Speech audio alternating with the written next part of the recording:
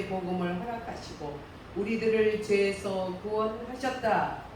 한반도의 수려한 상가들에서 우리 교회 하나로, 우리 결의 하나로 힘써 나가세. 오 대양과 육대주 세상 끝까지 어디든지 달려가 복음 전하자. 우리나라 복주시고 높이 세우신 살아계신 하나님의 놀라우신 은혜. 너무 좋은 가사를 해주셨습니다. 583장이었죠? 네, 지금 오후 시간에는 우리 나라 민족을 위해서 중보기도하는 시간입니다. 그래서 말씀도 나라 민족에 대한 우리 국가관과 참민족관을 가질 수 있는 말씀으로 이렇게 하는 시간입니다. 네, 어느 분의 너무나 우파 국민의 형성 과정과 태극기 시위의 역사적 의미라는 글을 제가 읽어드리겠습니다. 서울역에서부터 지금까지 태극기를 5년 넘게 들었던 나의 심정을 잘 표현한 글이라 옮깁니다. 당군 이래 처음으로 1948년 대한민국이란 이름의 민주공화국이 탄생했다. 이 민주공화국의 경제적 기초는 자본주의 시장경제였고 그 정치 체계는 미국식 자유민주주의였다. 대한민국은 우파 국가로 태어났다. 그러나 불행히도 우파 국가를 받쳐주는 우파 국민이 없었다. 애국 애정의 마음은 가득했지만 시장 경제와 자유민주주의를 제대로 이해한 사람은 대통령 이승만 말고는 거의 없었다. 해방 공간에서 좌우를 가릴 것 없이 누구나 민주주의를 떠들었지만 자유민주주의와 인민민주주의 간의 구별은 늘 모호했다. 이런 상황에 1946년 여론조사에서는 응답자의 70%가 경제체제로는 사회주의가 좋다고 답했다. 사회주의에 대한 지식층의 선호도는 훨씬 더 높았다. 건국 당시 대한민국은 한마디로 모래 위에 세워진 나라였다.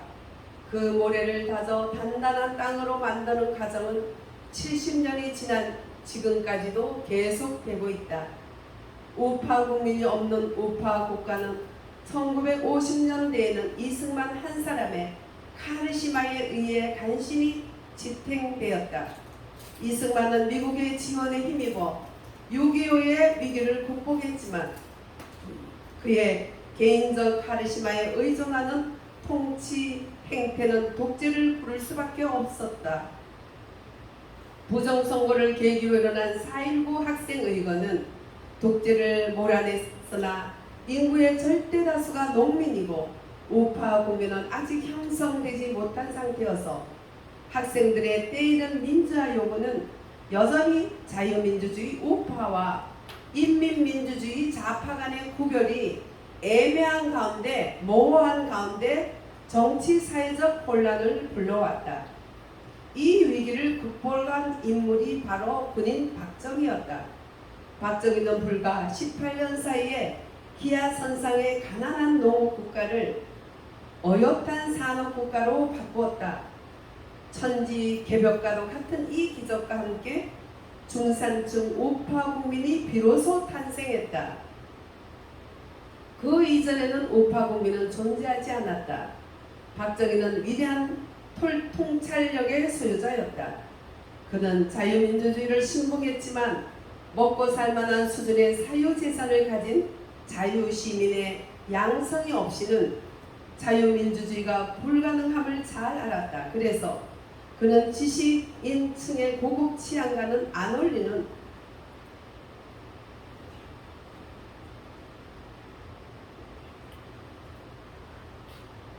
우리도 한번 잘 살아보세, 잘 살아보세, 잘 살아보세.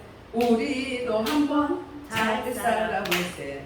예, 이런 통속적인 슬로건을 내걸고 100년 전 명치시대의 일본 국가 일본처럼 주도로 기업과 기업인을 키우고 시장을 확대하면서 경제개발에 박차를 가했다. 바깥으로는 북한의 남침 위협이 가중되고 안으로는 자유시민 즉 우파 국민이 아직 형성되지 못한 상황에서 경제와 안보 두 마리 토끼를 동시에 잡자니 정권 안정이 모든 사업의 대전제였다. 1969년 삼선효우가 1972년 10월 유시는 정권 안정을 위해 박정희가 내린 고뇌에 찬 결단이었지만 그의 애국심을 이해해주는 지식인은 거의 없었다. 대학생, 교수, 언론인 등 지식인에게 박정희는 그저 타도해야 될 군인 독재자에 불과했다. 당시의 지적 수준으로는 박정희에 대한 이해가 거의 불가능했던 것 같다. 박정희의 경제개발 덕분에 등장한 중산층 자유 시민들 즉 우파 국민도 독재자 타도에 동참했다. 12.6은 표면적으로는 김재규가 저지른 시해 사건이었지만 그 속내를 더 들여다보면 박정희가 낳은 자식들이 박정희를 죽인 역사적 비극이기도 했다. 저희들도 나라 민족을 기도한다 했지만 하나님께 왜 독재자를 세워놨냐고 막 따졌었어요. 그러니까 하나님이 기도하는 종들에게 지금 나라 백성들이 독하기 때문에 독한 왕이 안 서면 안 된다. 그래서 세웠다고 얘기를 해서 그런가 보다 했지. 우리도 독재자라고 별로 좋아하지 않았던 거 기억이 나고 또 제가 미국에 갔으나 이렇게 미국에서나 또 이렇게 그 나이 연세 든 분들 중에 그분들이 우리도 대학생 때 독재자 타도를 외쳤던 사람들이었다. 박정희를 엄청 싫어했는데 우리가 나이가 들어보고 또 외국에 와서 살아보고 또 나이가 들면서 살아보니까 정말 그분이 애국자였고 정말 그분이 우리나라의 은인이었다. 이런 말들을 이제 하는 거예요. 다들 이렇게 우파 국민이 형성이 안 돼가지고 자유민주주의가 뭔지도 모르고 끌려온 거예요. 우리나라가. 이거를 너무 잘 이렇게 표현을 해준 겁니다. 박정희가 영구 집권을 꾀했다면 경제개발 따위는 하지 말고 자신이 살기 위해 나라를 말아먹은 김일성처럼 철저하게 독재를 해야 옳았다. 하지만 박정희는 조국을 살리기 위해 자신이 죽는 길을 택했다. 내 무덤에 침을 뱉으라 하면서 자기가 하는 일에 반기를 든 사람한테 자신 있게 얘기했죠. 우파 국민이 형성은 되었으나 아직 성숙 단계에 이르지 못한 상황에서 박정희의 죽음과 함께 터져나온 민주화 시위는 4.19 때처럼 혼란을 불렀다. 민주화 세력의 요구는 또다시 자유민주주의와 인민민주주의가 애매하게 섞여 있었다. 강조 사태로 인한 혼란은 더욱 증폭되었다. 이 혼란을 신속하게 극복한 인물이 군인 전두환이었다. 전두환은 박정희 이상으로 자유민주주의를 신봉했지만 혼란을 극복하고 질서를 유지하기 위해서는 공부의 힘으로 정권을 안정시키는 것 말고는 방법이 없다고 판단했다. 당시 민주화 세력을 신뢰하지 않았던 그의 판단이 옳은지 여부는 좌파와 우파 사이에 두고두고 논란거리로 남겠지만 북한의 남측 위협과 우파 국민의 미성숙, 일부 정치꾼들의 수상한 선동, 그리고 제5공화국의 혁력한 성취를 고려하면 전두환이 옳았다. 전두환은 북한의 위협에 맞서 안보를 지키는 한편 자유주의적 경제 정책으로 한국 자본주의를 정상 궤도에 올려놓았고 중산층 우파 국민의 수를 크게 늘렸다. 88 올림픽이 성공적 개최는 대한민국의 도약을 전 세계에 알리는 사건이었다. 그러나 이 같은 성공에도 불구하고 전두환은 자유민주주의를 요구하는 우파 국민의 마음을 얻지는 못했다. 실질보다 명분에 집착하고 군인을 저평가하는 습성에서 벗어나지 못한 우파 국민의 눈에 전두환 정권은 타도해야 할 군사 독재 정권으로만 비쳤다.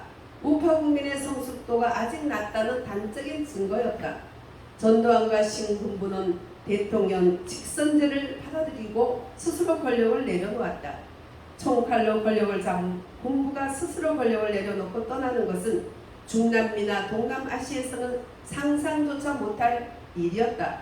기적 같은 일이 일어난 데에는 넥타이 부대를 앞세운 민주화 세력의 공로도 있었지만 그보다는 육군 사관학교에서 미국식 자유민주주의 교육을 철저하게 받은 엘리트 장교들의 애국심과 자부심 그리고 자제심이 더 결정적이지 않았을까 생각한다. 80년대 말 민주화의 1등 공신은 아직 성숙 단계에 이르지 못한 우파 국민이 아니고 그들의 요구 앞에 자기 희생을 각오한 전두환과 신군부였다는 사실을 눈치챈 우파 국민은 아직은 거의 없다. 전두환은 2021년 사망할 때까지 민주화를 내세우는 좌파 세력에 의해 30년 넘게 조리돌림을 당했고 우파 국민은 그냥 보고만 있었다. 전두환은 자기 운명을 미리 알았을까? 설령 미리 알았다 해도 전두환은 스스로 권력을 내려놓는 바보짓을 감행했을 것이다. 그는 육군 상한학교에서 조국을 위해 죽는 것이 영광이라 교육받은 군인이었다. 그가 목숨 걸고 대통령 시해 사건을 공정하게 수사하다가 대통령까지 되어야 했던 것도 사관학교 교육의 효과였다. 그런데 민주화 세력에게 그런 전두환을 속죄양으로 바친 것은 우파 국민의 죄였지만 다른 한편 80년대 대학가에서 독보석처럼 자라나고 있던 주사파에 대해 너무 관대했던 것은 전두환의 죄였다. 서울대와 연고대에 다니는 전도 유명한 학생들이 위대한 수령 김일성 동지, 위대한 지도자 김정일 동지를 외칠 때 한국의 언론은 웃어야 할지 울어야 할지 모를 대학가의 이 회개한 망치간 정치 코미디에 대해 제대로 보도를 하지 않았다. 그래서 대학가가 온통 붉게 물들었다는 사실을 아는 국민은 별로 없었거니와 설령 안다 해도 심각하게 걱정하지 않는 분위기였다. 말도 안 되는 이 주사파가 30년 뒤 청와대를 장악하리라고는 그때는 상상조차 못했다. 전두환과 신군부 또한 우파 국민과 마찬가지로 순진하고 어리석었다. 주사파를 탄압해도 탄압의 강도가 세지 않았고 사회로부터 격리해야 한다는 생각 따위는 하지 않았다. 전두환과 신군부의 잦은 폐장으로 권력이 마침내 민주화 세력에게 넘어갔다. 30년 가까이 우파 국민을 대신해서 우파 국가를 지탱해온 군부의 힘이 사라지자 주사파 중심의 운동권이 민주화 세력의 비호와 은폐 아래 정계를 위시해서 각계각층으로 퍼져나갔다. 80년대 말부터 공산권의 붕괴가 시작되었고 90년대 초에는 북한 동포 300만이 굶어 죽었다. 그런데도 대학가의 주사파는 요지부동이었다. 혹시 누군가 전향을 하면 배신자로 찍어 몰매를 가했다. 우파 국민 대다수가 그런 사실을 몰랐고 알아도 설마 그럴 리가 있겠냐고 했다. 심지어 좌파 같은 것은 없다는 물정 모르는 낙간 놈도 떠돌았다. 그런 사이 우파 국가 대한민국의 자경화가 빠르게 진행되고 있었다. 빨갱이라는 말은 색깔론이라 해서 아예 빨갱이라고 말하는 사람 무심하게 취급받았죠. 민주화 세력은 겉으로 자유민주주의를 표명하는 듯 했지만 김영삼 정권에서 김대중 정권을 거쳐 노무현 정권으로 갈수록 이승만, 박정희, 전두환에 대한 비판과 조롱과 부정은 당연시사가 되었고 성장보다는 분배를 더 중시하면서 시장 경제와 자유민주주의에 대한 반감을 자주 드러냈다.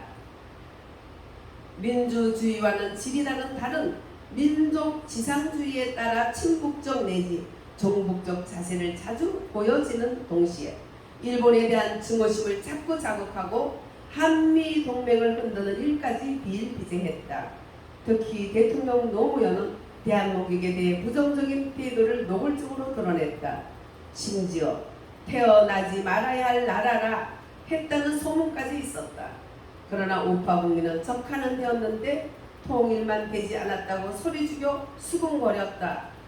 무언가 크게 잘못되고 있음을 직감하고 위축감 내지 공포감을 느꼈던 것이다. 아직 성숙 단계에 이르지 못한 우파 국민은 비겁하게 뒷전에서 수군거리는 것 외에 할 수 없는 일이 아무것도 없었던 반면 소녀 취향의 낭만적 좌파 구호에 고무된 젊은이들은 좌파 정부의 비화를 걸핏하면 촛불을 들고 광장으로 몰려나와 세를 과시했다. 대규모 촛불 시는 한국 역사 현대사 속에 처음으로 좌파 국민이 등장했음을 알리는 불길한 신호였다. 좌파 언론은 근거 없는 이상한 뉴스를 만들어 촛불 시위에 기름을 부었다. 소녀 취향의 낭만적 구호 외에도 노동 해방, 민중혁명, 반미 반일과 같은 살벌한 구호가 서슴없이 외쳐졌다.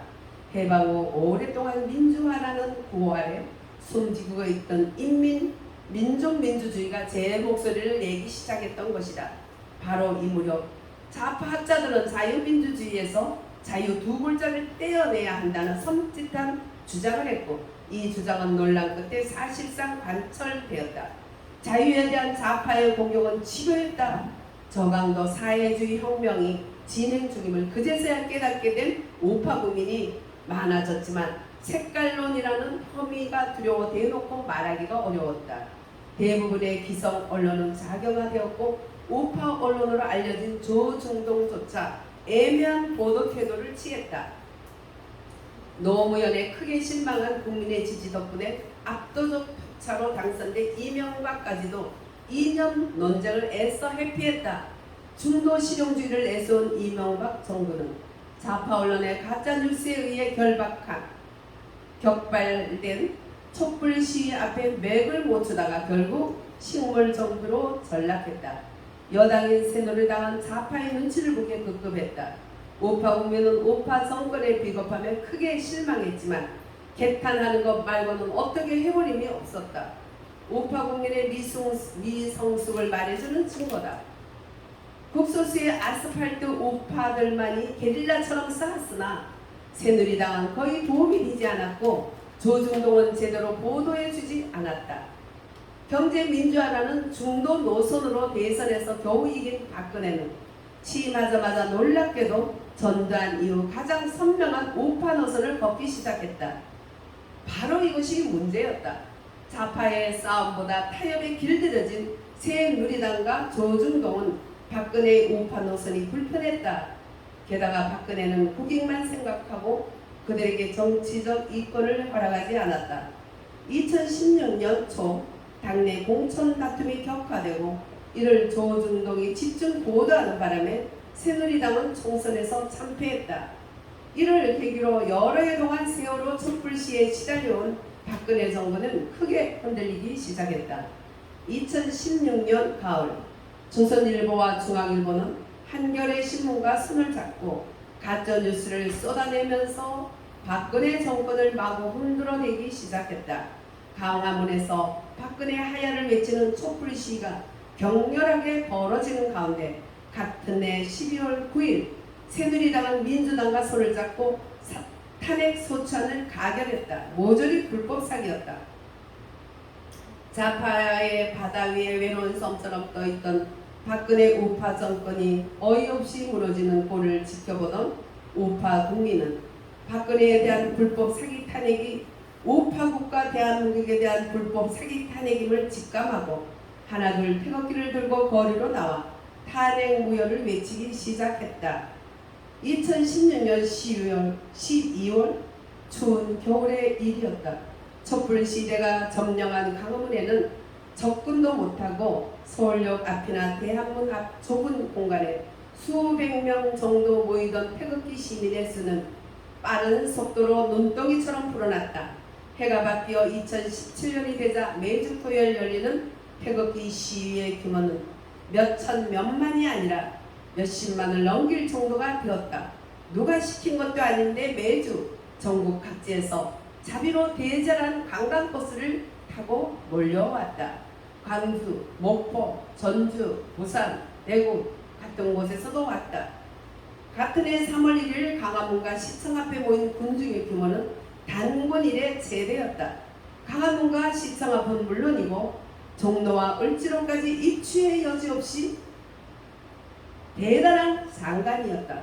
태극기 시위에 참석한 우파 국민은 자신들이 이렇게 대규모로 뭉칠 수 있다는 사실에 스스로 놀랐다. 자, 태극기도 계속 참석했던 사람 손 들어보세요. 아멘. 할렐루야. 예. 우리 스스로가 놀랬던 거예요. 그렇죠?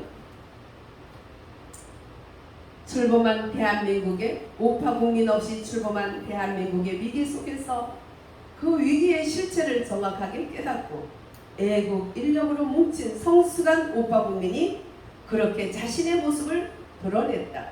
역사적인 순간이었다. 우파 국민 사이에서는 대한민국의 이번 위기는 6.25 당시 낙동강 전투 때보다 더 심각하다는 얘기도 나돌았다. 낙동강 전투에서는 적이 바깥에 있고 전선이 분명했지만 이번에는 적이 내부에 널려 퍼져 있고 전선 자체가 불분명하다는 것이 그 얘기의 근거였다.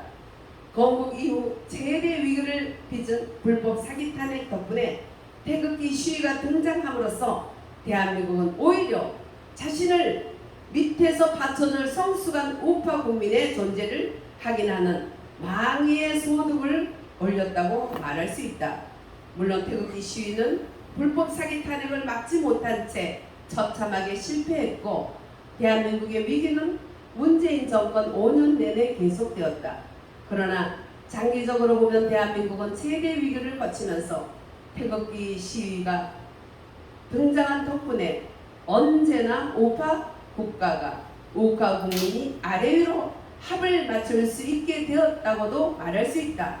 아마도 바로 이것이 태극기 시위가 갖는 최대의 역사적 의미일 것이다. 늘 그렇듯 불은 속에 뜻밖의 행운이 깃들어 있기도 해서 역사의 행로는 인간의 지성으로는 예측이 참 어렵다. 태극기 시위대는 세계 최고령 시위대였다. 촛불 시위의 주역이 젊은이였던 것과는 대조적으로 태극기 시위에 참가한 사람들은 대부분 우리 현대사의 풍상을 몸소 겪은 60, 70대 늙은이들이었다. 눈발이 펄펄 날리는 좋은 날씨에도 불구하고 아들이 미는 휠체어를 타고 나온 상노인도 있었다. 길을 가는 젊은이들은 태극기와 성조기를 들고 있는 늙은이들을 힐끗힐끗 쳐다보면서 비아냥거리는 표정을 지었다. 우리 현대사의 풍상을 몸소 체험한 터득한 늙은 우파 국민의 지혜와 애국심을 젊은이들이 그렇게 함부로 조롱해도 되는 것일까? 도대체 무슨 권리로 젊은이들이 지금처럼 풍요한 자유를 누릴 수 있게 된 것이 도대체 누구 덕분인가? 태극기 시위에 참가한 어떤 늙은이는 시청역의 계단을 오르면서 중얼거렸다. 나만 살 만큼 살았어. 나는 죽어도 괜찮아. 하지만 공산국가를 자식들한테 물려줄 수는 없잖아. 그 늙은이는 불법 사기 탄핵이 체제 위기임을 잘 알았다. 하지만 결연한 의지의 우파 국민은 고립무원이었다. 새누리당은 민주당과 손을 잡고 불법 사기 탄핵을 자행함으로써 우파 정당위를 포기했다. 조중동은 좌파 언론과 함께 아무지 없는 여자 대통령을 끌어내리려고 입에 담기조차 어려운 가짜뉴스를 만들므로써 우파 언론이기를 포기했다. 조중동은 자신들의 사업 바로 앞에서 태극기 시위가 엄청난 규모로 커지는 것을 뻔히 목격하고도 단 한 줄의 보도조차 해주지 않는 만행을 저질렀다. 2017년 2월 중순쯤 되어서야 조금씩 보도했지만 축소 왜곡을 서슴지 않았다. 태극기 시위대는 조중동 사업 앞을 지날 때마다 배신에 대한 복수를 다짐하며 주먹을 흔들었지만 그들은 너무 늙고 착하고 무력했다. 조중동 사옥에 돌을 던지는 사람조차 없었다. 놀라운 비폭력 평화 시위였다. 우파 국민은 자신들을 대표해주는 우파 정당도 없고 자신들을 대변해주는 우파 언론도 없이 악정 고투를 벌이는 와중에 엎친 데 겹친 경우로 2017년 3월 10일 헌법재판소가 박근혜 파면을 결정함에 따라 우파 정부마저 잃어버렸다. 그 후 문재인 정권이 끝날 때까지 우파 국민은 자신들의 조국에서 망국의 서름을 씹으며 망명객처럼 살아야 했다. 1948년 건국 당시 우파 국가는 있는데 우파 국민이 없었던 반면 70년이 지난 2017년 불법 사기 탄핵 이후에 우파 국민은 있는데 우파 국가가 없어져 버린 것이다. 우파 정당, 우파 언론, 우파 정부가 다 사라졌기 때문이다. 문재인과 주사파 일당은 불법 사기 탄핵을 틈타 우파 정부를 하이제킹한 다음 5년 내내 좌파 국민과 우파 국민을 갈라치고 인민민주주의 시계 사회의 경제정책과 반미, 반일, 친조, 친북 외교 정책을 강화했다. 그러나 우파 국가 대한민국의 기본틀을 허물지는 못했다. 사회주의의 혁명은 실패했다. 왜일까? 우파 국민의 자유민주주의가 좌파 국민의 인민주의보다 힘이 더 강했던 탓일까? 아니면 문재인 주사파 정권은 애당초 혁명에 별 관심이 없고 좌파 국민이라 해봤자 실은 그다지 좌파가 아니었던 탓일까? 설령 이 추측이 맞다 해도 우파 국민의 힘은 좌우 균형에 이르기에는 아직 너무 약하다. 우파가 무력하면 좌파는 역사의 악마가 된다. 우파를 말살해버린 스탈린이나 김일성은 역사의 악마가 되었다. 약하나마 늙은 우파 국민이 있었기에 문제는 그 정도에 그쳤다. 악마가 되기를 원하지 않는다면 좌파는 우파를 용인할 줄 알아야 한다. 대한민국은 처음부터 자유의 나라였다. 자본주의 시장 경제는 경제적 자유를 위한 것이고 자유민주주의는 정치적 자유를 위한 것이다. 윤석열 대통령은 취임사에서 자유가 평화와 번영의 원천이고 최고의 보편적 가치를 확실하게 천명함으로써 불법 사기 탄핵 이후 망명객처럼 살아야 했던 늙은 우파 국민의 염원에 부응했다. 자유는 대개 젊은이들의 가치인데 대한민국에서는 늙은이들의 가치가 되었다. 무슨 나라가 젊은이들보다 늙은이들이 더 진취적인가? 기분이 별로 좋지 않다. 윤석열 정부의 등장에도 불구하고 불안한 것은 그것 때문이다. 2030 젊은이들은 좀 더 진취적이고 자유의 가치에 대해 우호적이면 좋겠다. 머지않아 이 젊은이들이 대한민국의 미래를 책임질 것이다. 이 젊은이들을 위해서 자유가 무엇인지에 대해 늙은 우파의 진지한 성찰이 필요하다. 건국 이후 지금까지 우파 국민은 자유가 뭔지도 모르면서 자유 나라를 만들어 왔다. 80년대 이후 40년 동안 이념 전쟁에서 좌파가 거의 일방적으로 5위를 차지했던 것은 우파 국민의 무지 탓이었다. 이념 전쟁에서 좌파의 승리가 우파 정당과 우파 언론을 허물고 우파 정부마저 허문 다음 문재인 주사파 정권을 만들어낼 수 있었던 가장 근본적 요인이었다는 사실을 잊지 말아야 한다. 전쟁은 총칼로 하지만 정치는 말로 한다. 정치판의 이념 전쟁은 말싸움에서 시작된다. 동서거금을 막론하고 말싸움에서 우파가 좌파를 이기기는 쉽지가 않다. 말에 친좌파적인 것들이 우세하다. 그래도 이겨야 한다. 이를 악물고라도 이겨서 우파 언론과 우파 정당과 우파 정부를 다시 만들어야 한다. 그래야 대한민국이 산다. 좌파들은 거짓말을 하기 때문에 굉장히 달콤하고 소녀적인 그런 감상주의자 따라 사람들이 약하고 좀 마음이 약하고 착하고 또 빈민층의 사람들이 혹해요. 근데 봐요, 북한 봐요. 단체 거지잖아. 인권이 어딨어? 말은 전부 민주인데 독재 아니라 완전히 그거는 깡패 조폭 집단이지 그게 나라라고 아무도 생각 안 해요. 네. 근데 거기에 이 종북 좌파들은 거기에 매달려서 뭘 찾겠다는지 정말 너무 기가 막히죠. 그래서 거짓말로 일색해서 말싸움하고 거짓말하기 때문에 사람들이 거기에 혹해서 넘어가기 때문에 지는 거지. 진실을 지향하게 되면 다 진실은 자유민주주의. 예. 그 미국의 공화당의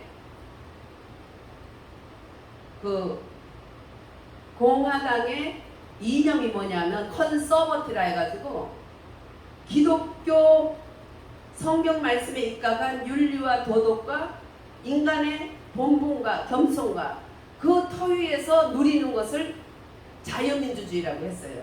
컨서버. 근데 지금 윤리 도덕 있습니까?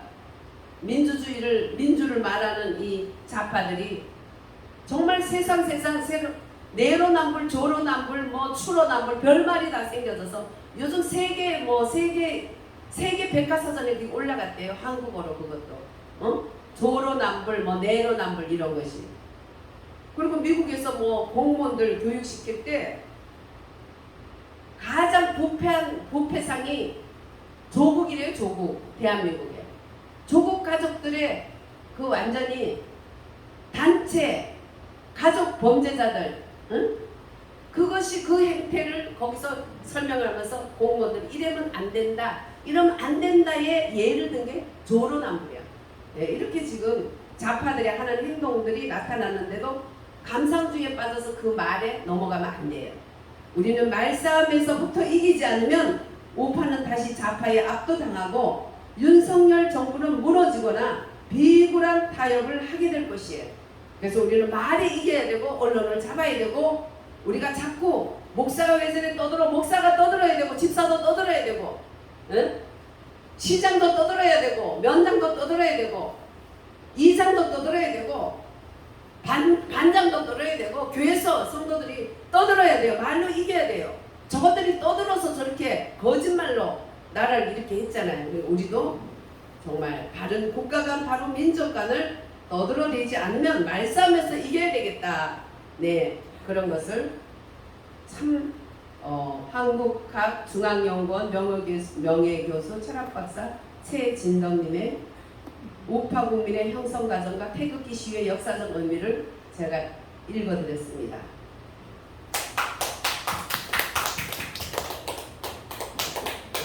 아주 너무 잘 썼.